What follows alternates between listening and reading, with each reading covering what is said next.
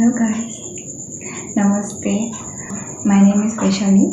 I'm going to start a new channel. Actually, this is my first video and आज का day भी मेरे लिए बहुत स्पेशल है because it is my birthday video. Hope you guys support me. हम बात करने वाले हैं कि स्किन केयर रूटीन में we have to see so many problems. Like जो ग्रोइंग एज होती है उस टाइम में क्या होता है कि हम लोगों को ओपन पोर्स हो जाती है, पिंपल्स होते हैं that means obviously pimple mask होंगे, ब्लैक हेड्स होते हैं, वाइट हेड्स होते हैं, राइट. तो उसके साथ साथ क्या होता है कि सनबर्न भी हो जाती है क्योंकि हम लोग सनस्क्रीन यूज़ नहीं करते, और करते भी है तो बार बार जो रीअप्लाई वाला मेथड है वो हम नहीं करते हैं. तो क्या होता है कि सन हमारी स्किन को बहुत ज़्यादा डैमेज कर देते हैं ना. तो उसके सब का एक वन एंड ओनली सोल्यूशन है एंड हम आज उसके बारे में बात करना चाहते हैं क्योंकि हम लोग बहुत सारे होम रेमेडीज़ ट्राई करते हैं. होम रेमेडीज़ एक्चुअली अच्छे भी होते हैं बट हम लोग एक परमानेंट वाला एक सेटिस्फाइड वाला रिज़ल्ट नहीं मिलता हम लोगों को. तो इसके लिए एक मेडिसिन के बारे में बात करना चाहते हैं दैट इज़ कॉल्ड ट्रेटिनॉल. एंड मैं यहाँ पे 0.025 जो है कंसंट्रेशन मैं वो यूज़ कर रही हूँ. ये बहुत सारा इसका यूजेस होते हैं, कैसे यूज़ किया जाता है, कैसे अप्लाई किया जाता है, क्या क्या प्रिकॉशंस लेनी चाहिए.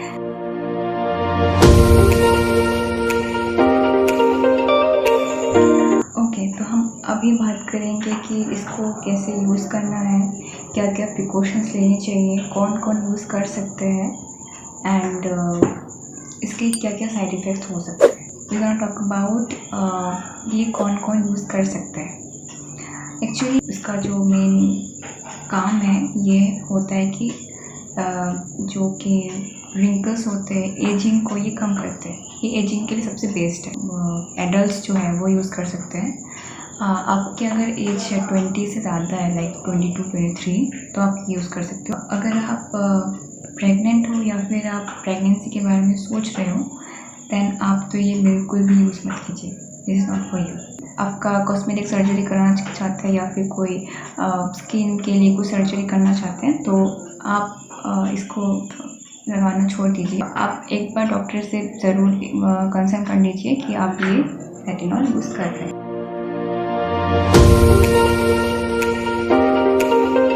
आपकी स्किन को एक पील ऑफ करता है जो कि मॉर्निंग सन रहता है तो it's not in day cream, ये रात को यूज़ किया जाता है. एंड आप अगर सोच रहे हो कि हम सनस्क्रीन के नीचे लगाएंगे, ये क्या पॉसिबल है? नो, बिल्कुल भी नहीं. ऐसे भी क्वेश्चन हो सकते हैं मन में कि हाँ अगर सनस्क्रीन है तो सनस्क्रीन के नीचे भी लगा सकते हैं, but no, it's not for morning time. ये रात को ही लगाना चाहिए. ये बहुत ज़रूरी है जानना कि कैसे इसको यूज़ करना चाहिए. एक्चुअली जो बिगिनर्स है इसके लिए तो बहुत ज़्यादा ज़रूरी है क्योंकि मैंने जब स्टार्ट किया था then I saw lots of videos because मुझे इसके बारे में ज़्यादा पता नहीं था एंड मैंने बहुत सुना इसके बारे में कि ये करते वो करते लाइक. तो मुझे लगा कि मैंने मुझे बहुत नॉलेज है इसके बारे में. सो मैंने जब इसको अप्लाई करना स्टार्ट किया तो लाइक बहुत ही ज़्यादा मुझे साइड इफ़ेक्ट्स दिखा दिया. आप अगर बिगिनर हो ठीक है तो आप क्या करेंगे कि अच्छे से अपने फेस को वॉश कर लीजिएगा. देन उसके बाद जो आपके 20-30 मिनट्स आप इसको इसको अच्छे से ड्राई होने दीजिए क्योंकि अगर थोड़ा सा भी मॉइस्चर रह गया तो प्रॉब्लम क्रिएट कर सकता है. तो आप 15-20 मिनट आप वेट कीजिए अच्छे से ड्राई होने के लिए. क्योंकि क्या होता है कि अगर मॉइस्ट में अगर आप ये लगाएंगे ना तो आपके स्किन के नीचे तक जा सकता है और ये नीचे तक जाएगा तो ये थोड़ी प्रॉब्लम हो सकती है. सो कोई भी रिस्क लेने की ज़रूरत नहीं. इसमें लिखा भी है कि अच्छे से 1 आवर तक आप लगाइए, उसके बाद अच्छे से धो लीजिए क्योंकि आपके स्किन को ये सूट करता है या नहीं ये भी आपको जानना ज़रूरी है. सबकी स्किन में ये सूट करता भी नहीं है, वैसे भी बहुत रेयर है बट फिर भी आप ट्राई कर लीजिए और 1 आवर के बाद अच्छे से धो लीजिए. ठीक है. उसके बाद अगर आपके स्किन को यूज टू हो जाता है then you can apply it for whole night. But उससे पहले बिल्कुल भी नहीं कीजिएगा। 1 आवर ही लगाना है, पूरे ड्राई होने के बाद ही इसको यूज़ करना है। और अगर आप बिगिनर हो तो हफ्ते में वीकली 1 टाइम ही लगाना है, आप 1 दिन फिक्स कर लीजिए। उसके बाद अगर आप उसके नेक्स्ट मंथ में आप 2 टाइम्स लगाइए, देन 3rd मंथ में आप 3 टाइम्स लगाइए, बट 5 डेज से ऊपर नहीं लगाना है। एवरी डे तो बिल्कुल नहीं लगाना है, बिकॉज आई थिंक 2 या 3 दिन तो अपने स्किन को लाइक रेस्ट देने के लिए, फिर जो पीलअप होता है उसको हील करने के लिए भी टाइम देना चाहिए। और एक बहुत इम्पोर्टेंट बात ये है कि अगर आप इसको यूज़ कर रहे हो तो मॉर्निंग जितना हो सके उतना सनलाइट में कम ही जाए तो अच्छा है। और अगर आपको जाना ही है, बिकॉज बहुत लोगों को काम रहता है बाहर, है ना, तो अगर आपको जाना है तो आप अच्छे से सनस्क्रीन यूज़ कीजिएगा। सनस्क्रीन एटलीस्ट SPF 50 होना चाहिए, एंड आप रीअप्लाई ज़रूर कीजिएगा। मैं यहाँ पे नेट्रोजेना की जो सनस्क्रीन है मैं वो यूज़ कर रही हूँ, वो भी बहुत अच्छा कवर देता है।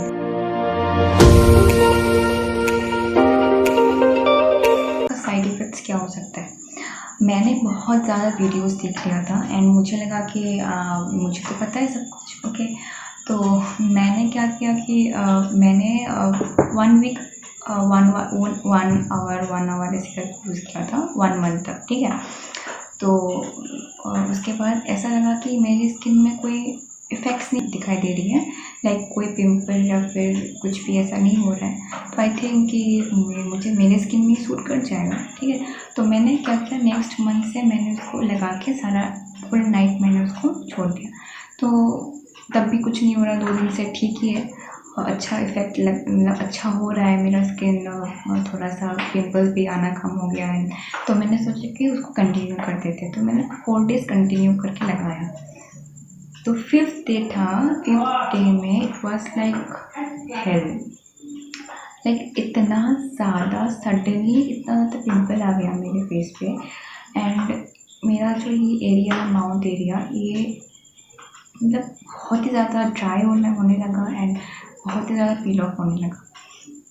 तो मुझे तो पता है कि ये कॉमन है, इट्स वेरी कॉमन। तो मैंने क्या किया, मैंने इसको लगाना स्टॉप नहीं किया, मैंने फिर से नेक्स्ट रात को मैंने फिर से लगाया और ये और भी ज़्यादा ख़राब हो गया।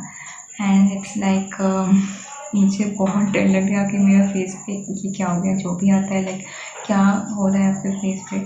सो मुझे बहुत डर लग गया, देन मैंने उसको यूज़ करना स्टॉप कर दिया। फिर इसको रिकवरी होने में 1 वीक लग गया, लाइक पिंपल्स को थोड़ा सा कम होने में। पील ऑफ जो है वो मैं भर के मॉइस्चराइज़र लगाती थी, उसके बाद पील ऑफ थोड़ा सा कम हो गया, बट कम एकदम से कम नहीं हो सकता। तो आप अगर लगाते हो और आपकी यहाँ पे पील ऑफ होती है, बिकॉज ये बहुत ही ज़्यादा सॉफ्ट एरिया, इसमें ज़्यादा पील ऑफ होती है। तो अगर आपको लग रहा है कि पील ऑफ ज़्यादा हो रहा है तो आप इस एरिया को छोड़ दीजिए, क्योंकि ये बहुत ज़्यादा पील ऑफ होती है। आइज़ के आसपास बिल्कुल नहीं लगाना है, क्योंकि ये इरिटेशन हो सकता है, रेडनेस हो सकती है। तो आइज़ के यहाँ इस साइड पे बिल्कुल नहीं लगाना है।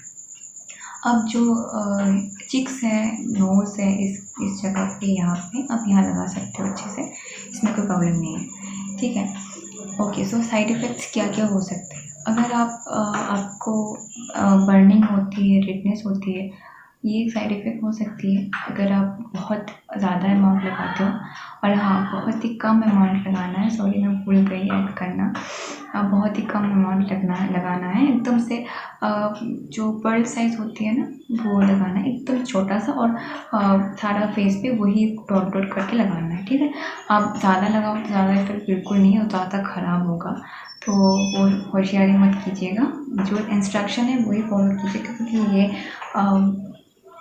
बहुत प्रॉब्लम कर सकती है बाद में, मेरा जो हुआ है हालत। सो आई रिक्वेस्ट यू कि मैंने ये फॉलो किया है, सो आपको एडवाइस देने के लिए वीडियो बना रही हूँ, ताकि मेरी जैसी प्रॉब्लम आपको ना हो। तो प्लीज़ ये ज़्यादा मत लगाइएगा, ये बहुत ही ज़्यादा ये स्ट्रॉन्ग है स्किन के लिए, और जो तो बिगिनर्स है तो उसके लिए तो बहुत ही है। तो आप वीकली 1 टाइम ही यूज़ करना।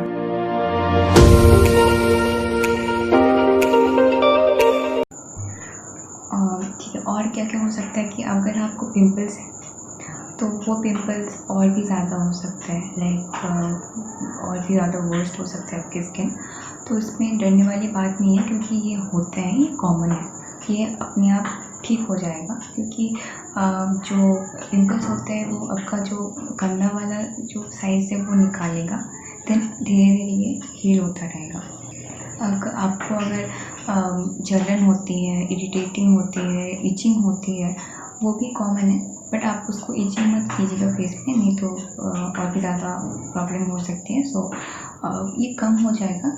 बट अगर आपको पिंपल बहुत ज़्यादा हो रहा है एंड ये कम ही नहीं हो रहा है, लाइक ये 7 to 8 डेज़ हो गया अभी तक कम नहीं हुआ, या फिर लाइक 10 to 15 डेज़ हो गया, ये बिल्कुल कम नहीं हो रहा है, तो आप प्लीज़ डॉक्टर को एक बार दिखा लीजिए, बिकॉज़ ये बहुत ज़रूरी है डॉक्टर्स को दिखाना।